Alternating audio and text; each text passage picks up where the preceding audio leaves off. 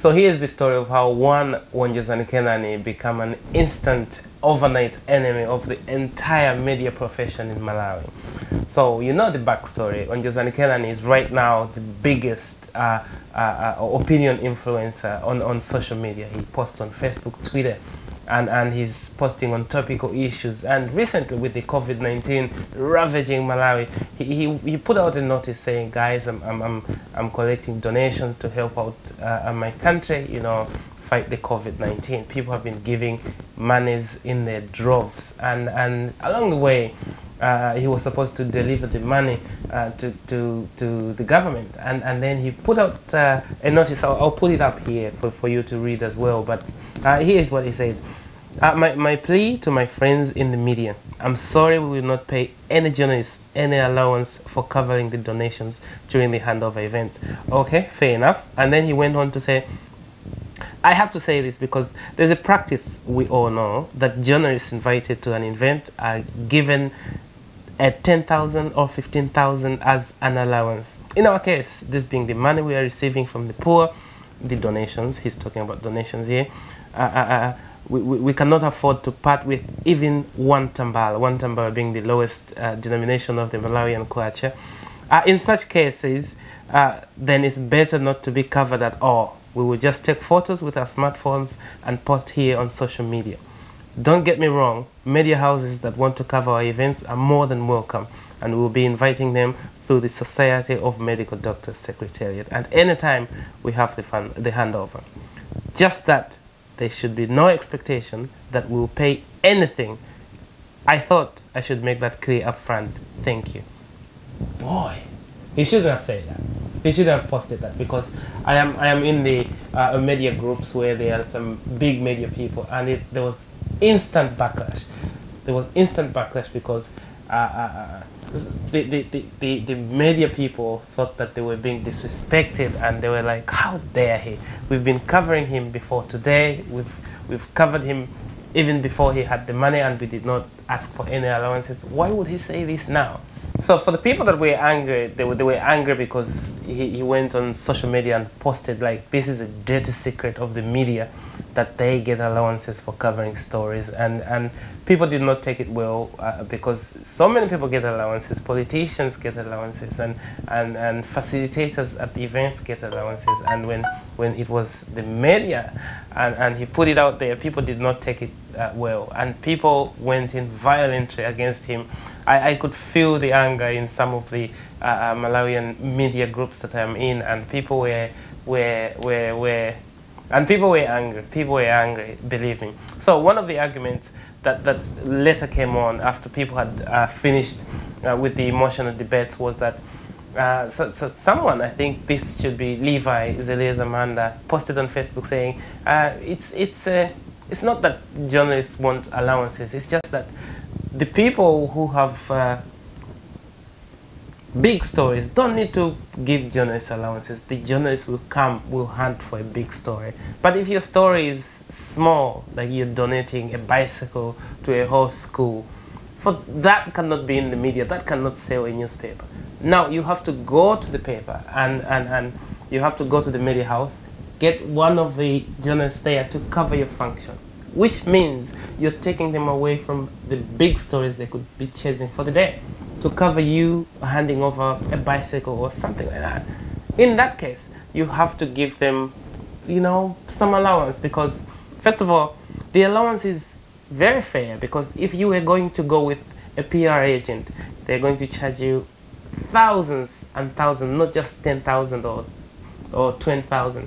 They're going to charge you thousands for them to engage a media agency, to take the pictures, to write the stories, to give you the proper treatment, and then buy some space in the newspaper for you to publish that piece, which will be marked clearly as a paid-for piece. But if you go to a media house and you get a journalist, you give him 10,000, they will do your story as a journalistic piece. No one will know. This is sort of like corruption for the media. But this is how things go. Your story is so small, you have to pay something for disturbing the journalist there.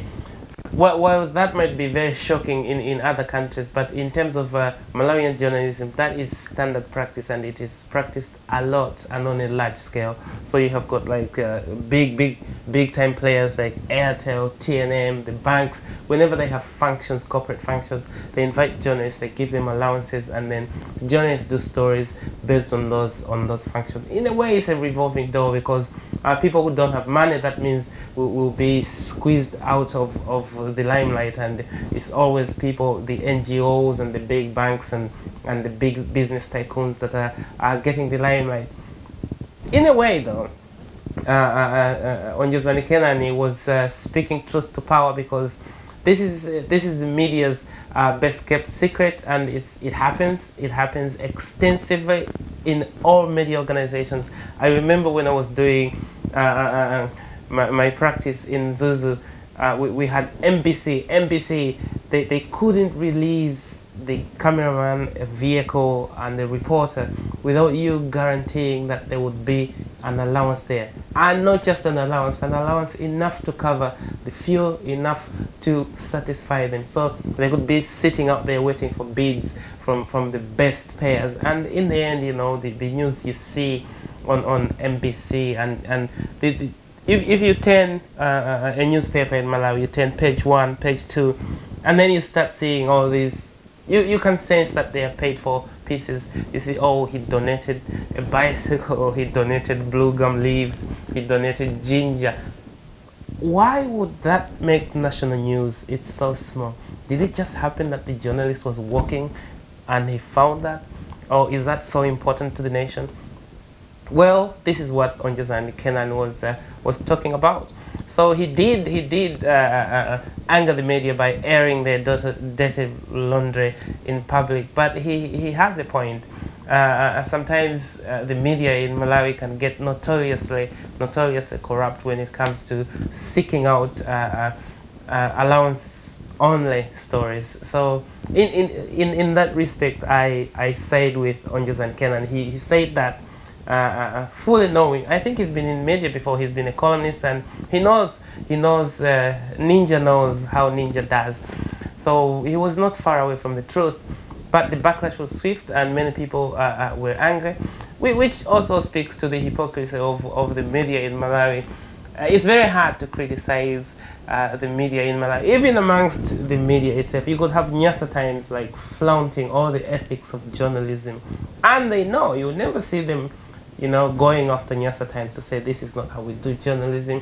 So you have this culture, what you would call a bro culture among the media people, and some secrets are best kept among the media itself. And Ongezani Kenani came out and put it out there, and people did not take it well. And I saw he put out an apology saying, "Oh, I'm sorry, I didn't mean to anger you guys," and I've seen he's now, you know, massaging the balls of the media and trying to be on the right side of the media. It's important if you're going to be in the limelight. Some people have spoken that Ongezani Kenani is looking to go into, you know, public office in the future. He's probably going to run for as a politician.